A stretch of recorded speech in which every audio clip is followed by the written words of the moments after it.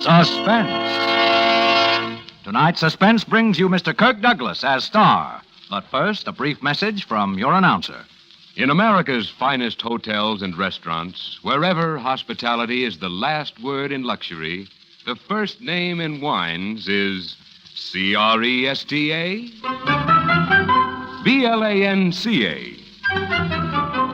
Cresta, Blanca. Cresta Blanca. Cresta Blanca. When you proudly pour Cresta Blanca, California Burgundy, or Sauterne, you pay guests the most gracious compliment possible. For Cresta Blanca wines, from the finest of the vines, distinguish America's finest tables. That's why when you serve Cresta Blanca wines, you and your friends enjoy the best. Shenley's Cresta Blanca Wine Company, Livermore, California. And now, Shenley brings you radio's outstanding theater of thrills, Suspense. Presented by Roma Wines. That's Roma. Roma Wines of Fresno, California. Tonight starring Mr. Kirk Douglas. In The Story of Markham's Death, a suspense play produced, edited, and directed for Shenley by William Spear.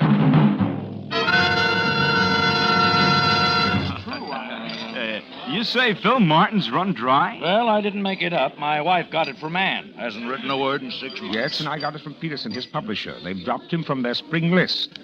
Well, bye-bye, Dean of American Mystery Writers. I'm glad to see him go. Phil Martin. I thought that guy'd write from the grave. I don't understand it. I guess it happens to the best of us. Hope he saved his money, but I suspect he hasn't. Phil Martin run dry. I don't get it. I don't get it. No, I didn't get it either. Unless you border on that fringe of abnormality which marks you as a writer, you can't possibly understand the complete futility you feel when your talent is suddenly turned off like a waterspout. I spent as much time staring at the blank paper in my typewriter as I ordinarily spent in writing an entire novel. Oh, Anne could sympathize with me because she loved me. But I didn't need Anne's stupid sympathy. Phil, darling, I'm sure it's only temporary. Temporary? Anne, I can't even write a decent 10-word telegram. Well, it's no use, Anne. I'm afraid I'm through. Oh, no, you can't be. Not anyone as great as you. Phil, maybe you've done too much. Darling, maybe you'll rest. Why don't you rest for a few months? I've been resting. Well, I mean, get away. Yes, that's my last chance, dear. I'm going to do just that. I'm going abroad. Abroad? Oh, honey, when are we going? We aren't going. I am. You're... Phil, is this a way of letting... I mean, you... Oh, don't worry, dear. I'm not running out on you. I'll just be gone for a few months. Oh, well, just a few months. Yes, alone. And I told you when I first met you, I'm a complex person. I'm difficult to understand. Yes, dear, I know that. But I thought I understood you. Well, you can't. Nobody can. But I love you, Phil. And I love you, Anne, but that doesn't change matters. I'm going to England for a few months by myself. You don't have a thing to worry about. You keep your apartment and wait for me. The rent's paid through the first of the year. I'll be back before that.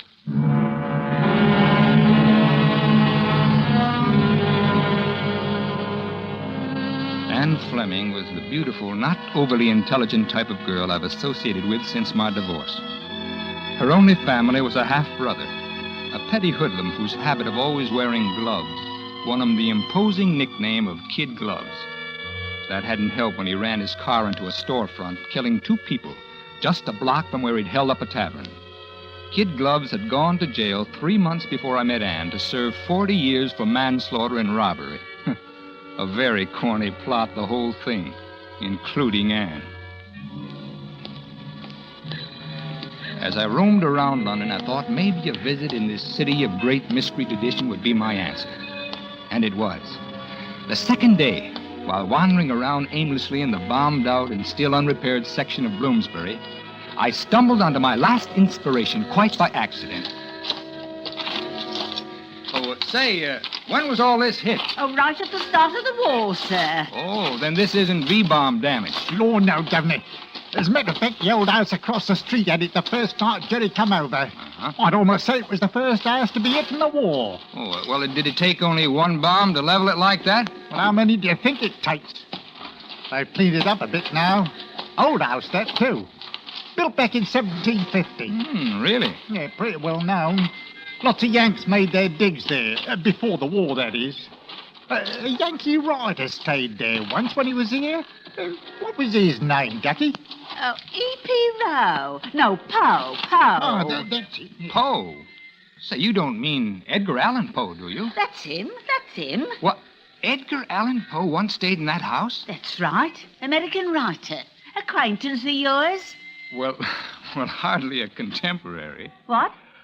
Oh, nothing. My little Halbert was playing in the rubble there Tuesday last and dug out a box of junk. Maybe some of it was Mr. Poe's. Like to see it? Why, yes, certainly. Well, it's vaguely possible.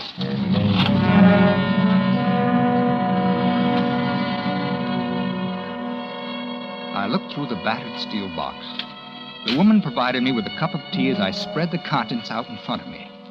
It was thrilling somehow to think that these dusty things perhaps had once belonged to the man who had invented the detective story more than 100 years ago.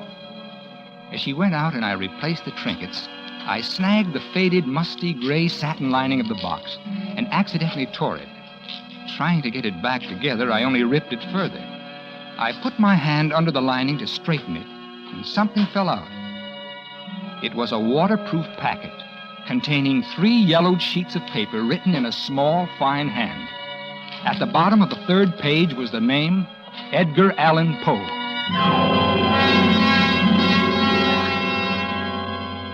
I slipped the packet into my pocket and returned the box. Find anything? Well, no. Just as you said, a lot of worthless trinkets. By the way, I ripped the lining as I was putting everything back. Oh, that's all right. Oh, no, I'd like to give you something for your trouble and for my clumsy damage. Here. And thank you so much. 5 quid? Oh, I say, 5 quid. But the old thing probably ain't worth a threepenny bit. Well, your time, your trouble, and your courtesy are, though. Thank you very much. But 5 quid? Oh, I say.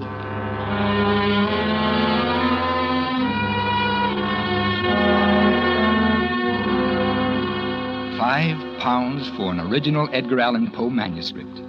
It was a short story written by Poe during his brief stay in England many years before his rise and subsequent fall. As I read and reread the manuscript, I realized that it was an experiment in a completely new mystery technique. Here, in effect, was what Pulte had never discovered in his thesis on the existence of only 32 basic dramatic situations. Suddenly, I realized I was the only one who knew this story, and that I could put it to better use than as a museum piece. Why, here indeed was the 33rd situation. Why, in my hands it could blossom forth as a novel, a film, a radio play. I was about to be reborn, and literary immortality was at my fingertips. I began writing in London and all the way back home. It took me 6 months to complete my work, and then, with everything finished, I burned the original Poe composition and sent the novel off to the publisher. Then I called Anne. Will it be a big success, darling? Big success? Well, I've never been as confident of anything in my life. Oh, that's wonderful. They said you were through. I told you, a rest was all I needed, a change of scenery. I'm proud of you, Phil. I'm so proud. I'm glad. Maybe now, Phil, maybe you'll think differently about things. I'm so glad. Phil, you aren't even listening to me. Huh? I'm sorry, dear. Look, Anne, I'm going to be pretty busy for the next few weeks. Now, I won't be able to see you very often. Oh, I should think you'd have time now that... Well, I haven't, but we'll see. We have a date tonight. Well, I'm going to the Mystery Writers' Banquet tonight. And tomorrow? Well, okay, but I'll come over for you at 8 o'clock, and for once, will you try to be ready on time?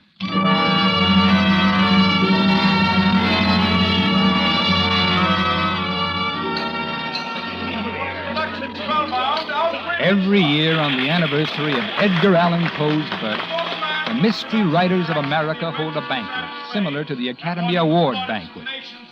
Instead of awarding Oscars, they give Edgars for the outstanding works of the year. All of a sudden, everybody was looking at me. Now I have a special Edgar to give.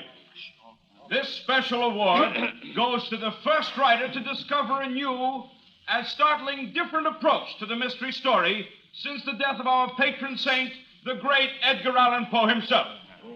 Philip Martin, for your novel Markham's Death.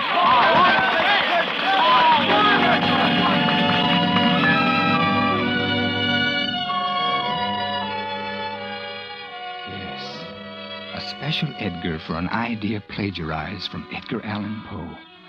The end had justified the means, and I knew that the original manuscript was now only ashes.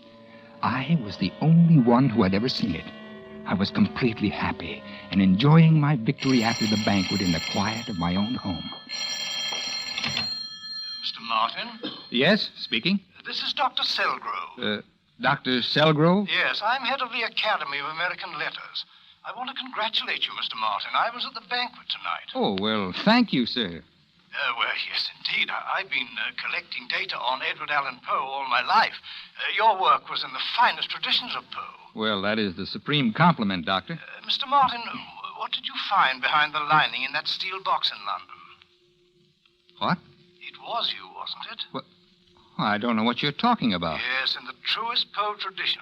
So much so that I have reason to believe your idea was once Poe's. Now, look, Doctor, I hope you haven't spread this misinformation around. Why, you're wrong, of course, but, well, even the faintest suggestion could do me irreparable harm. If you mean, have I been discreet, sir, I have, until now. Well, look, how do you want me to disprove this ridiculous accusation? I'm at the Academy every day. I'll be there tomorrow night until 9:30. The doors close at 8, but I'll wait for you. That will be fine, Doctor. I'll be there around 9. And as I set the receiver back on the hook, I wondered just how much he actually knew and what I would have to do to silence him.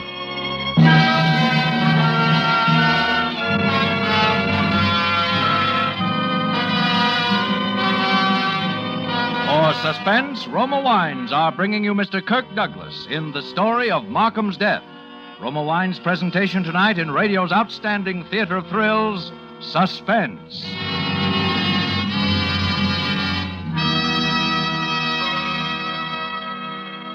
Suspense, radio's outstanding theater of thrills, is presented by Roma Wines. That's R-O-M-A, Roma Wines, from the world's greatest reserves of fine wines.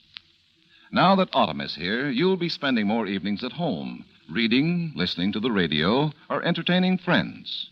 Now, here's an easy, delightful way to make the most of these pleasant hours. Simply serve delicious Roma California wines, such as glorious Roma Sherry, with its nut-like taste, ruby red Roma Port, or mellow Roma Muscatel. Yes, you'll find that Roma wines really help an evening along. That's because Roma wines taste better. They have a full, rich body and fragrant bouquet you can find only in a fine wine. Tomorrow, give your family and friends a real surprise. Treat them to better tasting Roma wines. That's R-O-M-A, Roma Wines, America's largest selling wines. And now, Roma Wines bring back to our Hollywood soundstage Kirk Douglas as Philip Martin in the story of Markham's death, a play well calculated to keep you in suspense.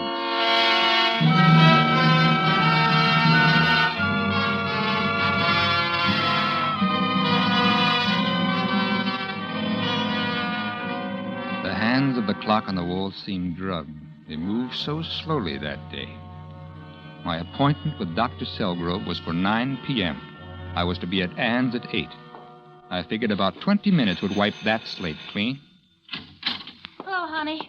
I'll be ready in a minute. I said I'd be here at 8. Oh, dear. It isn't 8 already, is it? Yes, it's after 8. Oh, I thought it was only about 7:30. I'll hurry. Well, there's no reason.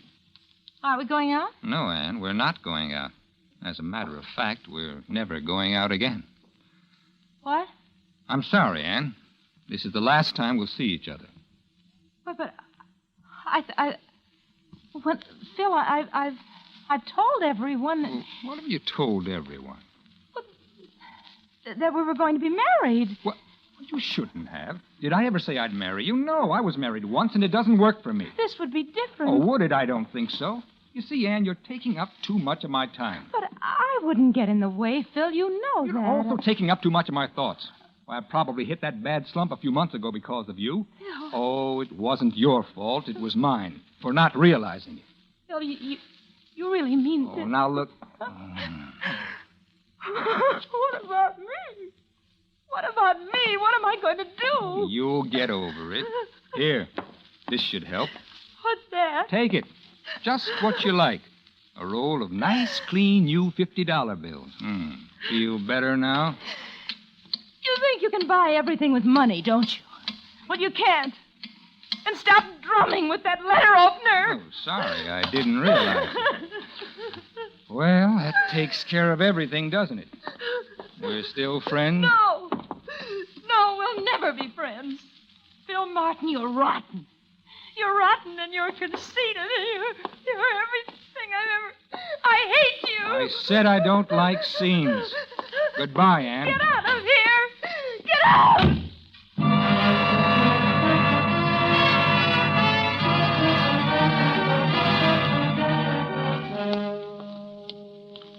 As I left her apartment, I paused to look at my watch.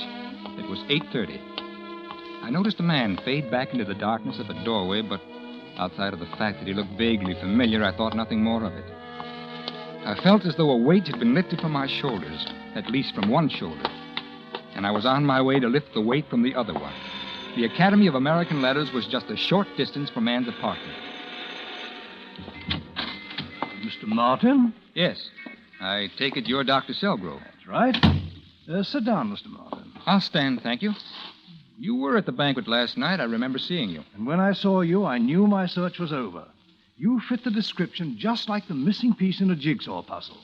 I knew you were the man Mrs. Carruthers described. Well, who is Mrs. Carruthers? The woman who gave you the steel box. The box which must have contained the Edgar Allan Poe manuscript you so skillfully rewrote. Preposterous. You deny that you were in London? Oh, no, but... Or that you found the box and examined it? Well, no, but Mr. Martin, a poverty-stricken woman like Mrs. Carruthers couldn't forget a man who gave her £5. She could forget seeing him slip a packet into his pocket. That is, until someone came along and gave her £10 to refresh her memory. For £10, she probably dreamed up the whole story.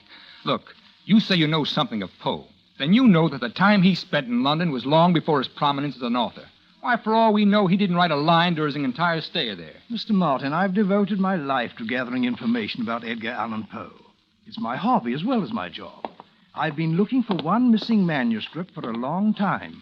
A manuscript whose existence I learned of quite by chance. What are you talking about? This letter which Edgar Allan Poe wrote to a cousin in Boston during his London visit.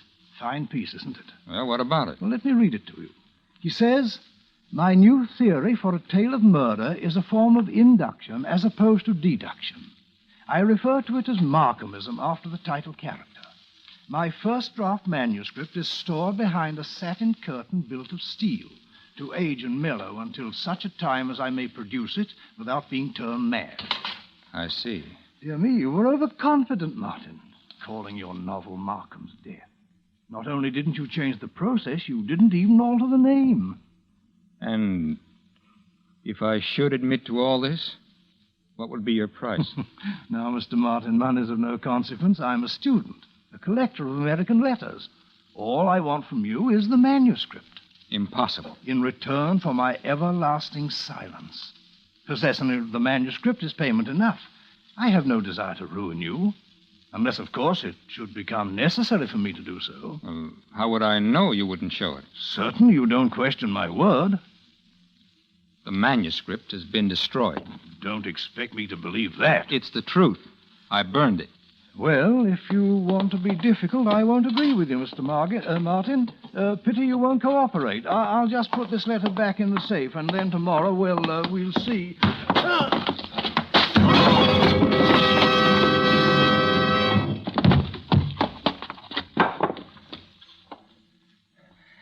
Panic fled with the return of cold logic.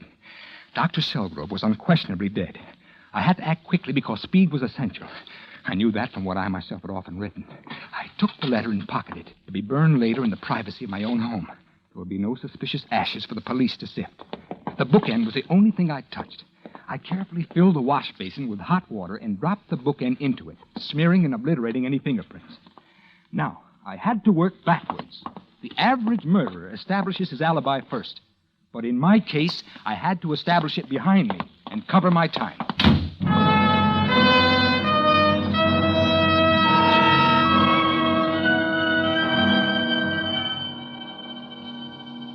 Most people are careless about exact times and can be off many minutes, especially in their recollection. Have you ever looked at your watch, then had someone ask you the time only to find that you had to look again? Yes, Anne would work as my alibi. I couldn't confide in her, but she was careless about time. But what of the man I'd seen in her hall at 8:30? Suddenly, I knew. It was Anne's brother, Kid Gloves Fleming. Now that I thought about it, I knew I recognized him from his pictures. He'd obviously escaped from prison and had gone to Anne for help. Yes, Anne would be more than happy to say I'd been with her until 9:15. Unobserved, I hurried back to her apartment house. In front of the building, I hailed a passing taxi and entered at precisely 9:05. Where to, mister? The Milford Club on 59th. Not many taxis in this neighborhood, are there? Were you waiting long? 10 or 15 minutes. I wanted to be at the club by 9. Oh, it's almost that now. Is that all? I thought it was later. Oh, well, I'll get you there fast. Oh, that's all right. There's no hurry.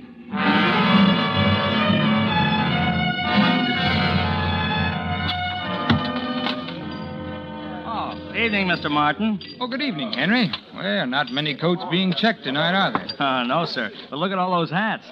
Let me see. Seems as though I've misplaced my watch. Oh. Have you the time, Henry? Why, sure. It's 20 minutes after 9. Oh, thanks. Well, I seem to be losing everything tonight. Oh, what's wrong? Well, I've dropped my notebook. Oh, I must have dropped it in that taxi. Was it important? Well, just to me, I had some personal notes in there. Oh, look, I wonder, Henry, if you'd call the cab company for me and ask if it's turned in. Oh, sure. Thanks. My name and address are engraved on the cover. As a matter of fact, I even recall the name of the driver. Good. It struck me as unusual. It was Alonzo P. Alonzo. I'll take care of it for you. Thanks. Oh, and you might add that I'll post a $25 reward.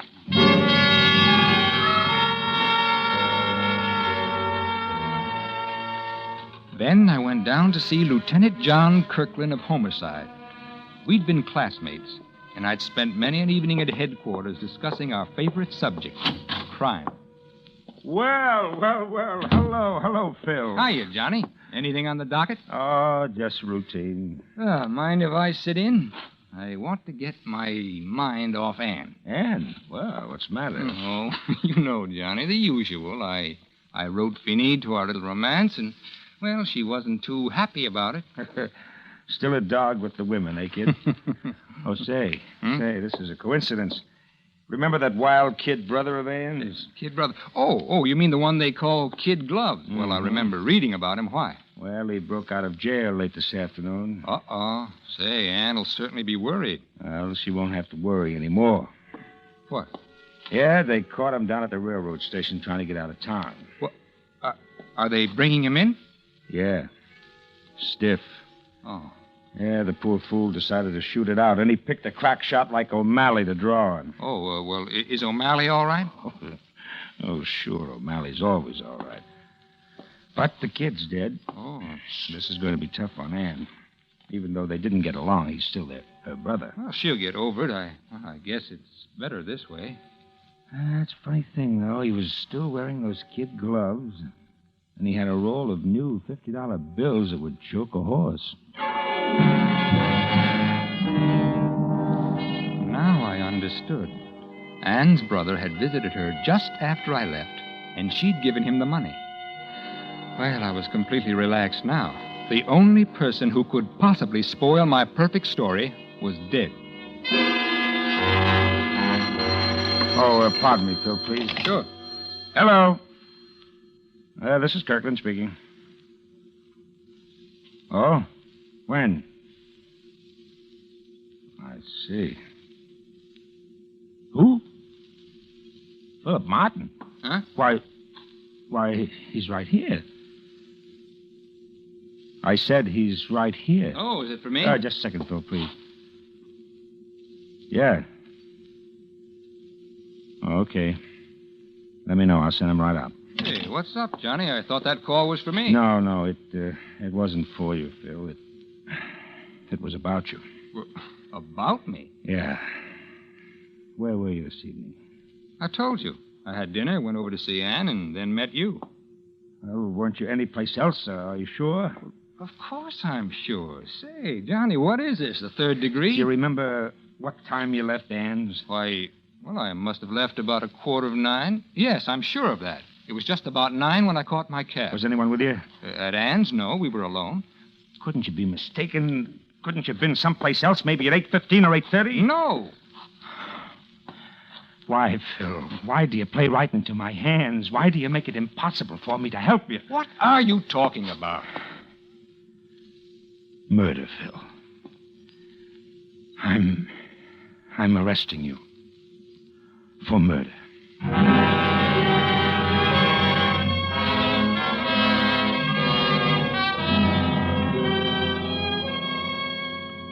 In a few hours, I'm going to be executed for the murder of Dr. Selgrove. But the police don't know that yet. You see, although I'm innocent of the crime I'm scheduled to die for, I'm powerless to save myself.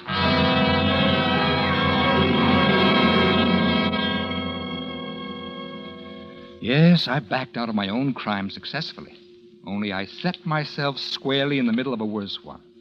The only way I can save myself is by telling that I was busy killing Dr. Selgrove at the time I'm supposed to have killed Anne Fleming. I know that Anne was killed by her brother, but there's no way of proving it.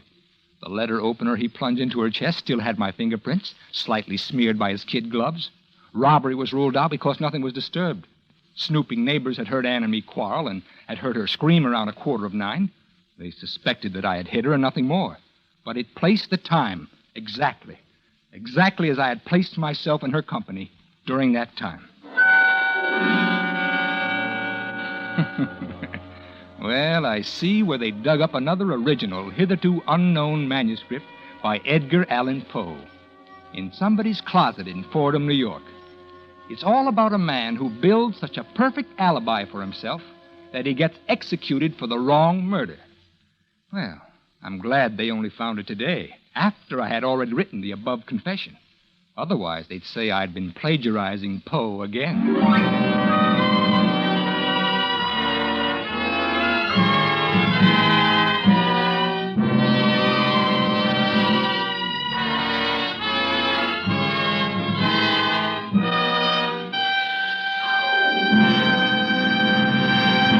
Suspense. The story of Markham's death, starring Kirk Douglas, presented by Roma Wines. That's R-O-M-A. Roma Wines, America's largest selling wines.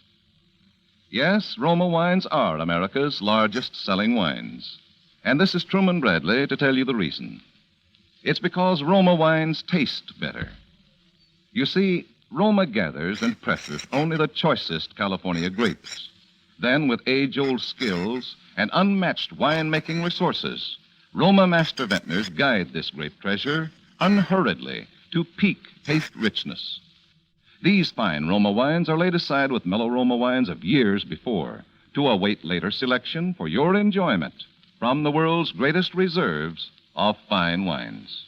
This weekend, enjoy the better taste of nut-like Roma sherry, fruity Roma port, or fragrant Roma Tokay.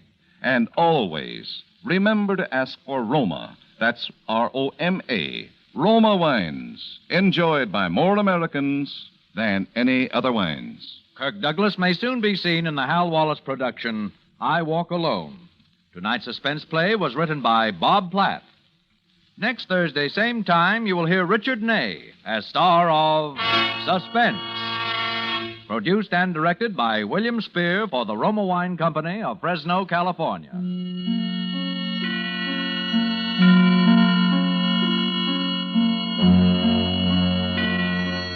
In the coming weeks, Suspense will present such stars as Louis Jourdain, June Havoc, Dennis O'Keefe, Marcia Hunt, and others.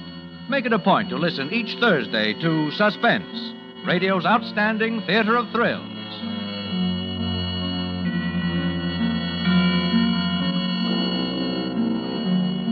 This is CBS, the Columbia Broadcasting System.